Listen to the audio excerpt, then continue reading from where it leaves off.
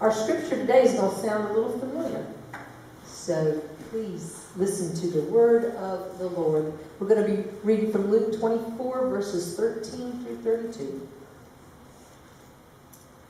Now on that same day, 2 of them were going to a village called Emmaus, about 7 miles from Jerusalem, and talking with each other about all these things that had happened.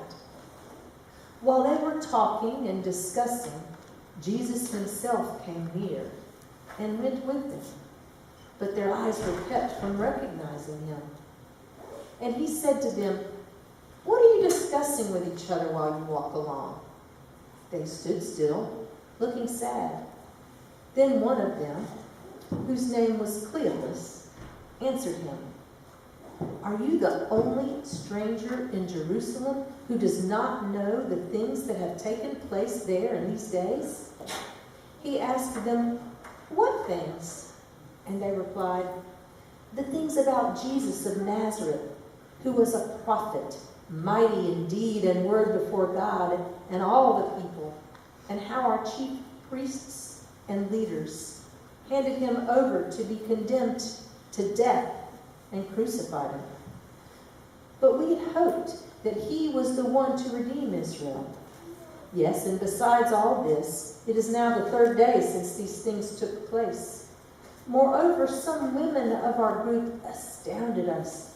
They were at the tomb early this morning, and when they did not find his body there, they came back and told us that they had indeed seen a vision of angels who said that he was alive." Some of those who were with us went to the tomb and found it just as the women had said, but they did not see him. Then he said to them, "Oh, how foolish you are, and how slow of heart to believe all that the prophets have declared. Was it not necessary that the Messiah should suffer these things and then enter into his glory?" Then, beginning with Moses and all the prophets, he interpreted to them the things about himself in all the scriptures. As they came near the village to which they were going, he walked ahead as if he were going on, but they urged him strongly, saying, "Stay with us, because it is almost evening and the day is now nearly over." So he went in to stay with them. When he was at the table with them, he took bread, blessed and broke it, and gave it to them. Then their eyes were opened, and they recognized him, and he vanished from their sight.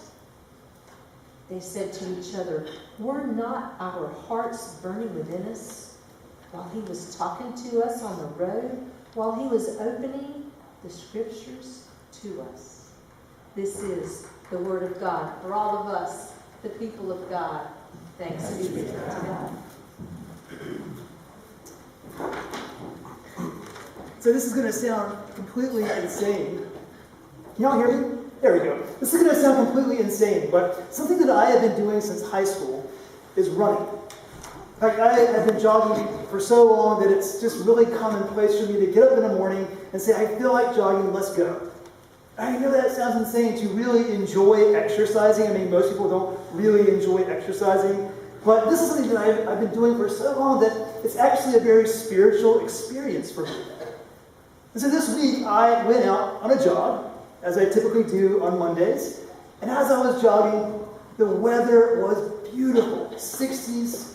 The sun was out. It was not like today. There was no thunderstorms anywhere. And I was in the flow. And I had gone a long time. And I was feeling so good. And I was reconnecting with God because it's a very spiritual experience. I was listening to good music. I was listening to sermons. Not my own. I don't listen to myself. But that would be really weird. But sometimes I'll even just unplug and listen to nature and just to enjoy the sounds of the outdoors. And so I was feeling so good, I said, "Let's keep going. Let's keep this going on." So I went on a trail that I've been on many, many times before. And this trail is really good. And as I'm running, something happened to me that's never happened before. There was this bug. It kept flying around my face, and it kept flying in my ear and landing on my neck, and I was in the flow, but it was really irritating. But that's normal. I mean, you're outdoors. That's nature. Bugs fly around you. But then there was another bug, and another, and another, and another. And then there were dozens of bugs of different kinds just flying all around me. And it was so irritating. They were biting me through my clothes, flying into my eyes and my ears. They were landing all over me. And so I began sprinting. Because in my head, I thought, I can out-sprint these bugs. Surely I have more energy. And so when you're sprinting through a trail and you're already tired, you know what's going to happen next, right? You're going to trip. And sure enough, my foot hit a root. I went flying through the air, horizontal. I landed on the dirt and the sand. I'm covered head to toe in dirt and sand. I got these little cuts on my face and my elbows and my knees. And I get up, and then I realize that was the moment they were waiting for. Because as soon as I stopped, woof, they were all over me. I felt like the Lord of the Flies. Like they were just... And so I am just covered, and I'm looking for my keys and my phone, and I get up, and I still got like a mile and a half to go, and I'm jogging, I'm sprinting as quickly as I can. And then, in that moment, that's when my phone began blowing up. People started calling me. People started messaging me, texting me. They all had the same message. Russ, your email has been hacked, and someone is asking for money in your name for, and I kid you not, a cancer patient. And I thought, what is going on? I came out here to rekindle my heart, to get that fire going again with God, and to be in nature, and to get in touch with God. And now, look at me. I look ridiculous. And now my email's been hacked. And so I got to my car finally. I shut the door. The bugs are out of my way now. And I began trying to take care of this annoyance. And then I started feeling really bad. I said, you know, there are certain things in this world that are kind of sacred. And I feel like an email from your pastor asking for $400 for someone dying of cancer is pretty sacred. And I feel like, what kind of world do we live in where someone would do that? What kind of world is that? And it was like putting a bucket of cold water all over my morning. And all of that rekindling that I was doing with God was... all I had was frustration and anxiety and anger. Who would do that? And I think that there's so many of those kinds of things in our world, so many instances like that in our world, that when you encounter so many, they begin to kind of erode the trust that we have in other people, and the world as a whole, in society. But it's not just that. Many of you have had more bad things happen to you than others, and all of those, the cumulative effect of all of those can begin to erode your faith, chip by chip. When we think about the disciples on the road to Emmaus, they had seen enough. They had heard enough. They have been there before. They have had their hopes dashed, and now they were gone, and they were going home busted. There was no hope. They were leaving town. Even though they had heard some rumor that he was resurrected, they did not believe in their hearts. If they believed it, they would have stayed. And so they're gone. They're going back home. And that raging fire they had in the midst of Jesus, well, had now sort of dwindled down into a few kind of flickering coals. And this story really begs the question of where is your fire this morning? How big is that fire for you? Is it a big, raging bonfire, or has it gotten smaller and smaller and smaller? Has the world slowly chipped away at it more and more and more? Is your passion and fire so low that it's just kind of a few sort of coals? So Jesus, as a stranger, reaches out to them, and he says to them, didn't you hear the scriptures? Don't you know that this is the way it's supposed to happen? This is what it said in the Torah. This is what it said. This is what the Jesus said. Don't you know that this is what can happen? This is what is supposed to happen. He's supposed to come back. And if I could sort of melt down all of his teachings to them on that road to Emmaus, I think that the 1980s theologian Steve Perry nailed it when he said, don't stop believing. Hold on fast to that feeling. Streetlight. People, oh. And I'm not saying to you that Jesus was singing Journey on the way to Emmaus, but I do believe the central point of what he was telling them was, don't stop believing. He gave you what you needed to believe. Don't stop believing. Don't let go. And then when they sat down and it was revealed to them who he was, they said this very classic statement. They said, weren't our hearts burning within us when we were walking on this road? Weren't our hearts burning? How were they not burning? He was right there, and we did not know it. You know, there are many people in our world whose fire has really gone down. Maybe when you're a teenager, those who grow up in church, the fire gets really big. Maybe you have a mountaintop experience on our youth retreat somewhere, but as you become an adult, you begin to get a little bit jaded, and your questions about God become bigger and bigger. And maybe you believe that there is some sort of original, intelligent being out there, but the fire is not there within you anymore. And then we read the book of Acts. We read about the apostles and the gospel writers, and they were people who had a big, raging fire, and we say, I wish I had that, but I don't. We have this incredible story about Peter. He was the apostle Peter, and he was asked to resurrect someone called a woman named Tabitha. She was someone who was a faithful disciple, and she made these shawls, and he went up to the upstairs room to see her, and his fire was raging so much. He was so on fire for God that they kind of expected him to resurrect someone. And he did.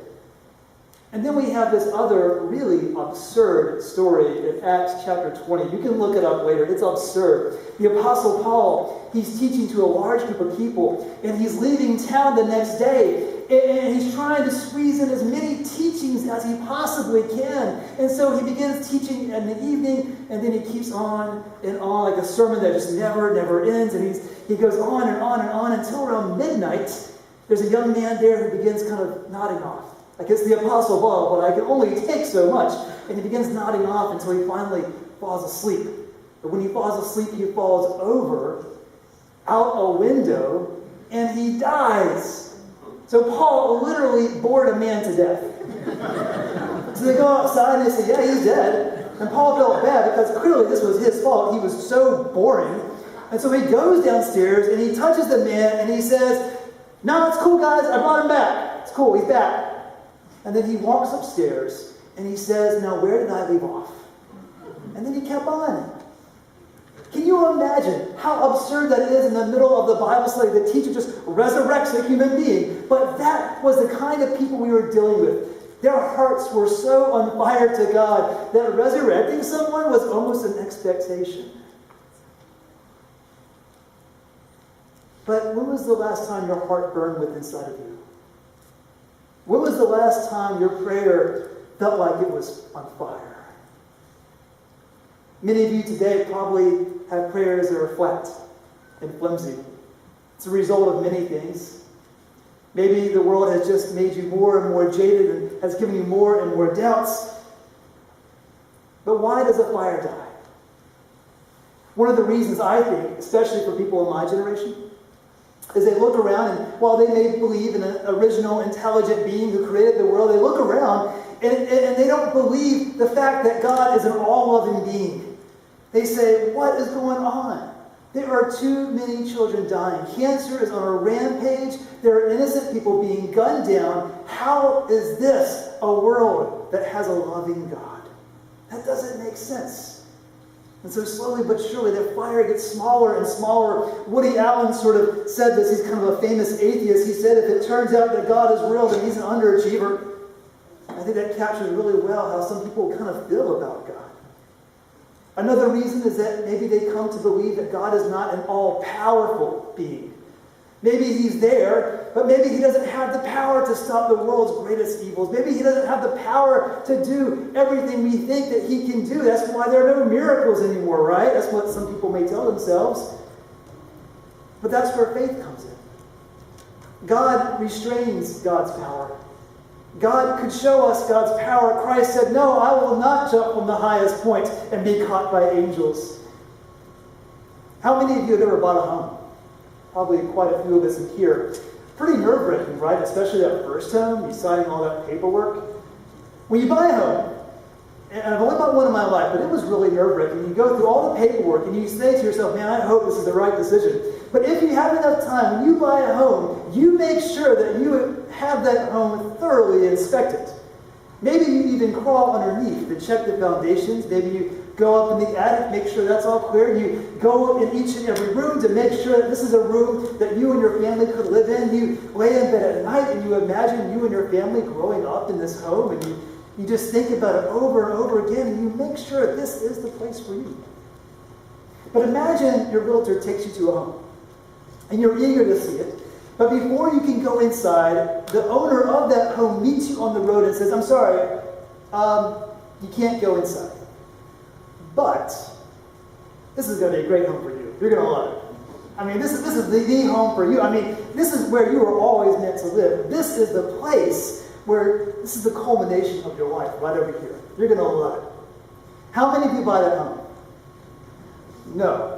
You're not going to buy a home you don't see and you can't go inside and touch. You're not going to buy a home just because the owner says you're going to love it, right? And yet, that's kind of the proposition God gives to us. God says your eternal home is something that you can't go to. God doesn't let us go to heaven for a day and say if this is okay for us to stay in.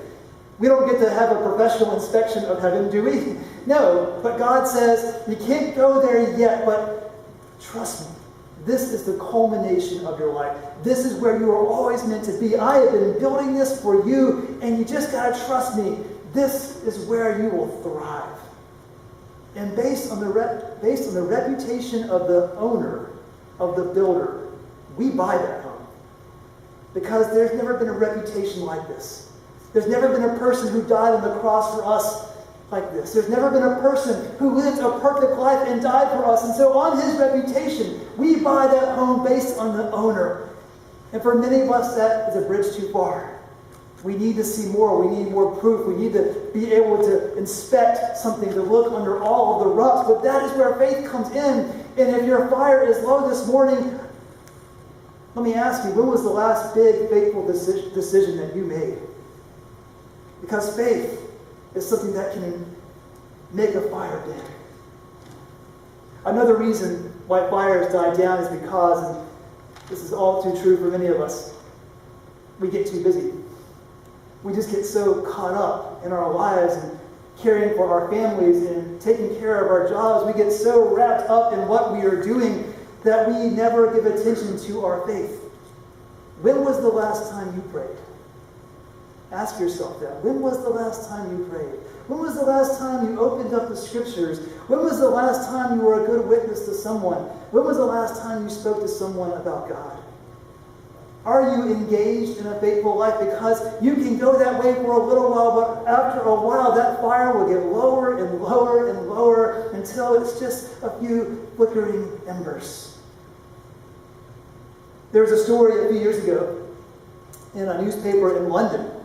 And in this story, it talked about this very wealthy Irishman who passed away. And in the story, they list sort of broadly his assets. Cars, home. But his biggest assets were all of the many plots of land that he owned. He owned tons of land. So when he passed away, he didn't have a lot of family. In fact, he really didn't have any family. There was just one single heir to his grand fortune. It was a distant cousin. And all they had was a name.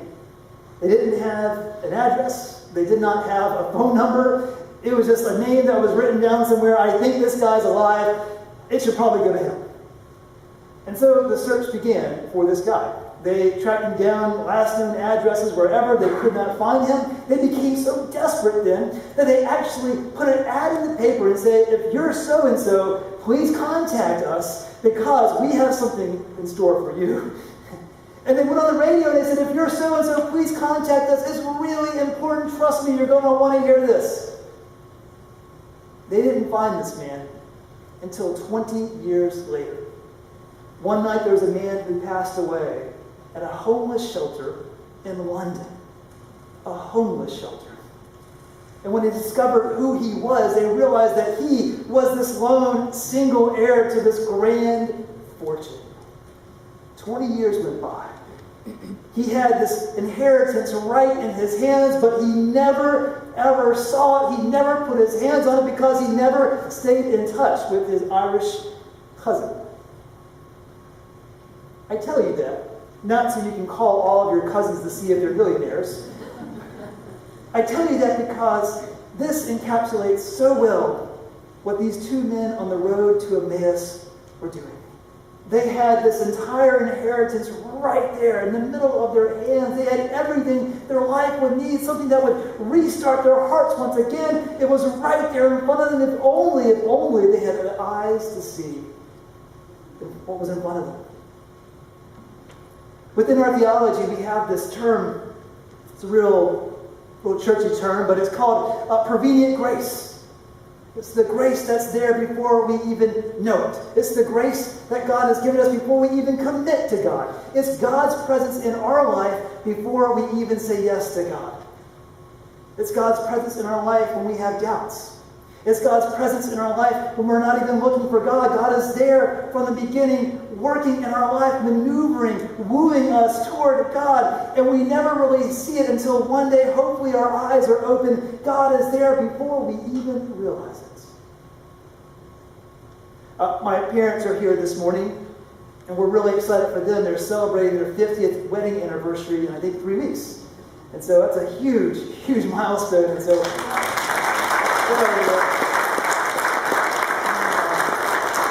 we're here today, of course, for Mother's Day. And my father told a story recently, and I had heard it once before, I think, when he was the pastor at Hollins and Raleigh. This is many years ago. He would tell it a lot better. I'm not going to put him on the spot, though. So, but he said that one day he was preaching at a church, and then after worship one Sunday, this woman came up to him and said, can you imagine someone saying this to you? I was at your wedding. I was at your wedding. And he said to her, that's really cool and all, but I think you're mistaken because my wife and I got married many years ago in 1969 at a little wedding chapel in Augusta, Georgia. I said there weren't a lot of people there, and I think most of the people who were there have already gone to heaven, and I just, I don't think that's accurate. To which she said, actually, no, I really was there. You see, your dad invited my dad to the wedding, and I was his daughter, and my father came to me and said, would you like to go to a wedding? And I was a little girl, had never been to a wedding before, would love to go to a wedding, and so we went to your wedding. And I was a little girl, and she remembered the details of it too, which is pretty incredible. And she said that she was riding down the road that week and saw his name on the church sign, and she said, I got to come in and see you again. I thought that was so cool. And my parents were, of course, dumbfounded. How could that be? There was someone there at our wedding who would remember our wedding all of these many years later, but this little girl did. That's really encapsulates very well when we talk about prevenient grace, God being with us when we don't expect it, when we don't realize it, when we still are full of doubt, when we're walking home busted to Emmaus, God is there sitting on the back row and we did not even realize it. When your hearts are low and those embers are just barely flickering and you feel like God is so distant and so removed, God is still there. God is still there. You may not be able to see God, but God is there, maybe just sitting in the back row, but cheering you on along the way. And so when we think about these two men going back home to Emmaus, we remember that even when our hearts are low, even when the world has beaten us down and given us reasons to doubt and given us reasons to be jaded, even then, God is walking beside us. Even when we can't perceive His presence, God is still there. Thanks be to God. Amen. Let's pray. Lord, many of us in this room have had doubts. We've had moments where we have even cursed at you because we've been so angry and so confused. Lord, forgive us for these doubts. But help us, Lord, to one day have eyes to see you in our lives once again. And if there's someone here this morning who is truly feeling discouraged in their faith, who hasn't felt the fire in many years, Lord, I pray that you would help them to today. Lord, I pray that you would give them not only encouragement, but you would give them hope, that you would challenge them to be more faithful in living, that you would challenge them to have big, bold faith in their lives, and that you would once again rekindle that fire. We pray all these things in your name. Amen.